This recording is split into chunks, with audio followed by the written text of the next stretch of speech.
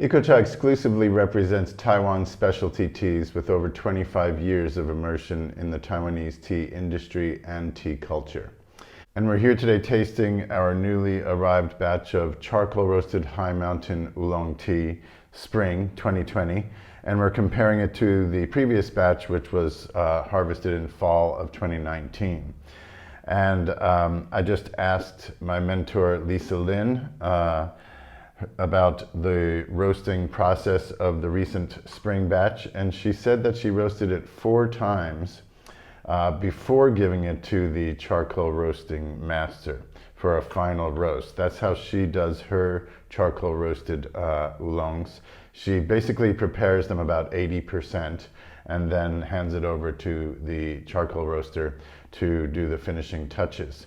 So this batch of tea underwent over 30 hours of roasting, 4 8-hour sessions over a few months at least, maybe 4 or 5 months, and then finally given to the charcoal roaster. And by the looks of the leaves, the fall harvest the dried leaves looked a little bit chunkier to me, and as I'm observing it now, it's kind of hard to tell with heavily roasted teas because they get misshapen and shrunken basically. But it looks to me like the spring batch is a bit less mature and it has a softer feel to it too. This one has, the fall batch has more substantial stem material, definitely more stem material than the spring batch. And there's just a little bit more stiffness in the fall batch of brewed leaves compared to the spring batch. And in terms of color of the brewed tea, the fall batch is noticeably lighter. So we have the fall on my left and the spring on my right. I did 6 grams of tea leaves in boiling temperature water for 2 minutes twice. So same timing, 2 minutes for the first brew, 2 minutes for the second brew. These have cooled down significantly, but let me get one more whiff before we go into drinking. The fall has that really, it was stronger when the cups were hotter, when I first dumped the leaves out. A really distinct Shanlinshi. This tea is from Shanlinshi, high mountain tea growing region. And shan is a type of cedar or fir tree at least, I believe it's cedar. And that's the name of that mountain area. This tea smells like a pine forest, an alpine forest to me. And roasted teas from that area often do. So that has that kind of alpine-y forest, a little bit of campfire smoke, a little leather maybe. Yeah, something like when you walk into a leather shop, that kind of scent. Definitely a thicker aroma coming. There's a lot more just substance, more balance, kind of not as that really distinct fir forest kind of aroma that came off the fall, but this is just really well-rounded, more mellowed.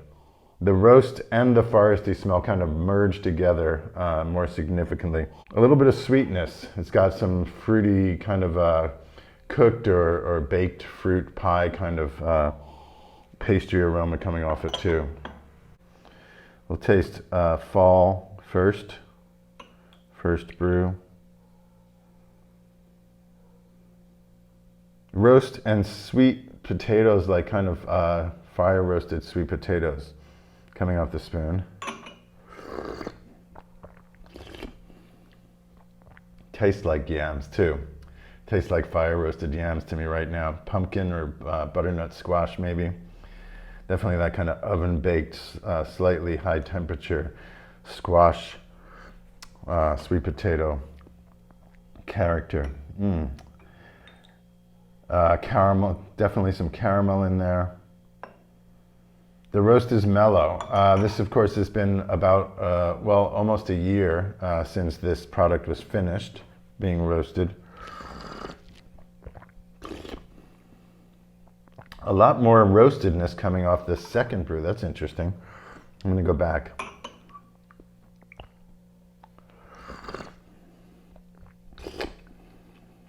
Yeah.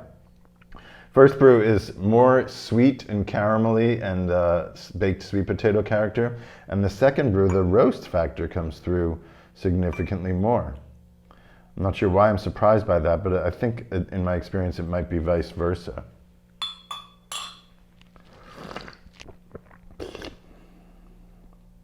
Still got the sweet character, but it's got this nice kind of bitter edge from the roast coming through and kind of making it pop a little more in the second brew.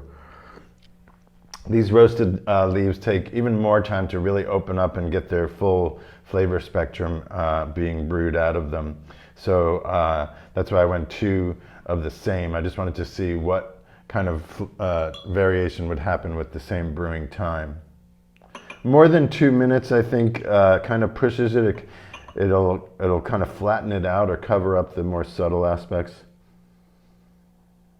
Lighter aroma, definitely more subtle, sweet, but definitely more subtle than the fall.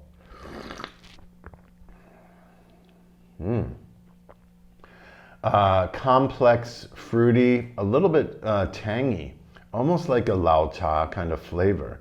Of course, it's not aged, but perhaps just that staggered roasting kind of pushed the leaves into a further maturity kind of character. Definitely more full, which is not surprising. Spring tea, classically or generally, has more substance to the leaves, a more substantial brew, a more complex brew. Fall tends to grow faster, and while it can have a nice flavor profile, it's hard to match a spring tea in terms of the juiciness of the leaves. Definitely a more pronounced roasted character in the newer batch here that I'm tasting now, combined with a much a fuller fruity fruit pastry kind of character.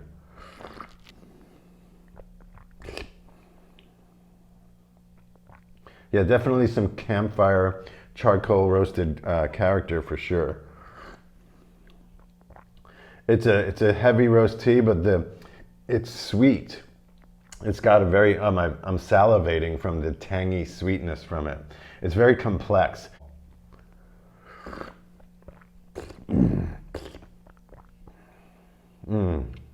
It's quite satisfying and quite complex. I think it's still warm here in Taiwan. When it hits the winter months, I think this tea is going to taste really good on a cold, late fall or winter day. Smooth mouthfeel, complex, balanced character with a noticeable roasted note in there, balancing out a kind of caramelized sweet potato, winter squash, and even fruit compote kind of flavor profile. So there you have it, charcoal roasted high mountain oolong tea from the Shanlinshi tea growing region. Our friend and teacher and mentor Lisa Lin sources this tea from her friends on an annual, actually twice a year, and produces charcoal roasted tea for her customers, of whom we are now one. Lisa also is the master who roasts our High Mountain Concubine Oolong tea. So thanks for being with us. If you haven't already, please subscribe to our YouTube channel, click that like button, share it with someone that you think might appreciate hearing about this kind of stuff.